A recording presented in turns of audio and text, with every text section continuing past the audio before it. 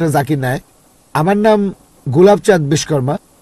আমার প্রশ্নটা হলো, বকরি ঈদ এটা কিছুদিন পরেই হবে এই বছরে, আর মুসলিমরা তারা বিশ্বাস করে যে এই বকরি ঈদে তারা কোরবানি দেয় ছাগল, মহিষ, গরু, বিভিন্ন পশু। আর ইসলাম ধর্ম অনুযায়ী ইনসানিয়াত আর মানবতা খুব গুরুত্বপূর্ণ। প্রত্যেক মানুষ দয়া দেখাবে বিভিন্ন পশু পাখির প্রতি, আর মানুষের প্রতি, সবার প্রতি তারা দয়া দেখাবে। মুসলিমরা যদি এটা বিশ্বাস করে তাহলে কেন তারা কোরবানি দেয় এই ছাগল, গরু বা মহিষ? বকরি ঈদে কেন এগুলো জবাই করে? মুসলিমরা যে কাজটা করে সেটা কি মানবতার পক্ষে আছে, মানে মানবতা বা ইনসানিয়াত? ভাই খুব সুন্দর প্রশ্ন করলেন যে আমরা বকরি ঈদে কেন গরু ছাগল কোরবানি দেই। বকরি ঈদ না হলে কি কোরবানি দিতে পারবো? যে কোনো পশুর কথা বলতে পারো। প্রশ্নটা হচ্ছে ঈদ না হলে কি কোরবানি দিতে পারবো? তারা কোরবানি দেয়, পশু হত্যা করে। আপনাকে আমি প্রশ্ন করছি বকরি ঈদ বাদে অন্য সময় কোরবানি দিলাম, এটার কি অনুমতি আছে? না না, এরকম। তাহলে প্রশ্নটা এরকম কেন? তার বদলে ডাইরেক্ট প্রশ্ন করেন আমরা নন ভেজ খাই কেন। ঠিক, আপনার প্রশ্নটা বুঝতে পারছি। আপনি তো জানতে চাচ্ছেন আমরা নন ভেজ খাবার খাই কেন, মাংস খাই কেন।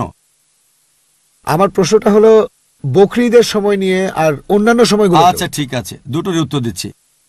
বকরি ঈদে যেটা হয়, আল্লাহ পবিত্র করে বলছেন সূরা হজ অধ্যায় নম্বর 22, আল্লাহ সুবহানাহু ওয়া তাআলার কাছে মাংস বা রক্ত পৌঁছায় না, আল্লাহর কাছে পৌঁছায় তোমাদের তাকওয়া।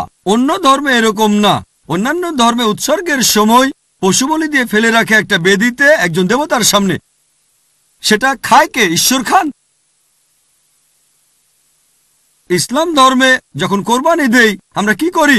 কমপক্ষে 1/3 অবশ্যই গরিব লোককে দিতে হবে, 1/3 দেব আত্মীয় আর বন্ধুদের, বাকিটা নিজের জন্য রাখবো। নিজের জন্য ম্যাক্সিমাম 1/3 রাখতে পারবেন। চাইলে আপনি পুরোটাই দান করে দিতে পারেন। তাহলে যখন কোরবানি দিচ্ছি তখন কি করছি? মানুষ জাতির উপকার করছি। আমরা তাদের জন্য খাবার দিচ্ছি। এখন কাউকে খাবার দেয়া এটা কি ভালো না খারাপ? খাবার দেয়া যাতে মানুষ উপকার পেতে পারে, এটা কি ভালো না খারাপ?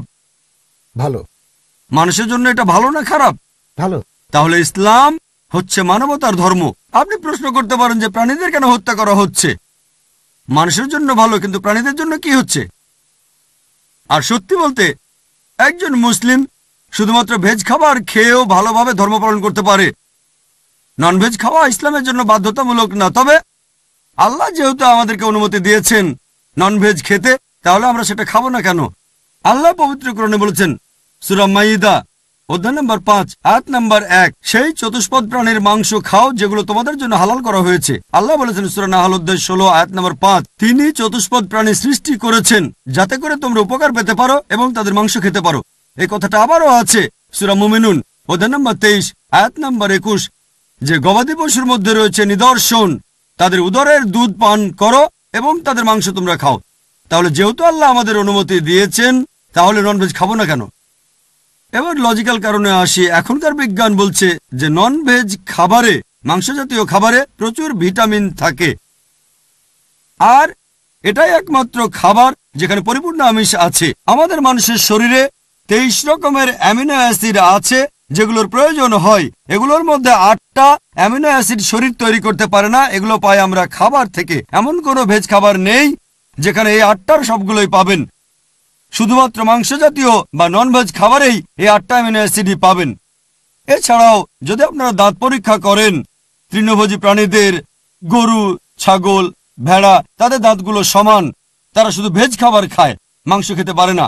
এরপর যদি দাঁত পরীক্ষা করে দেখেন মাংসাশী প্রাণীদের, বাঘ, সিংহ, চিতাবাঘ, তাদের মুখের দাঁতগুলো সূচালো যাতে মাংস খেতে পারে, এজন্য তাদের দাঁতগুলো থাকে সূচালো। তারা শুধু মাংসই খায়, ভেজ খাবার তারা খেতে পারে না।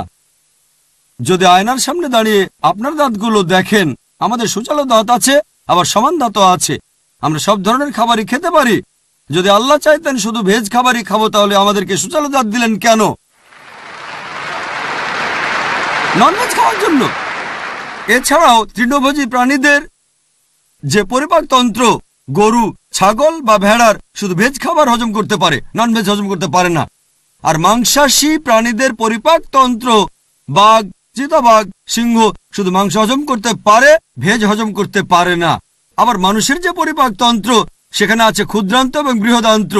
ভেজ খাবার হজম করতে পারে, নন ভেজ হজম করতে পারে। যদি আল্লাহ চাইতেন যে আমরা শুধু ভেজ খাবারই খাবো, তাহলে দুটোই হজমের পরিপাকতন্ত্র দিলেন কেন?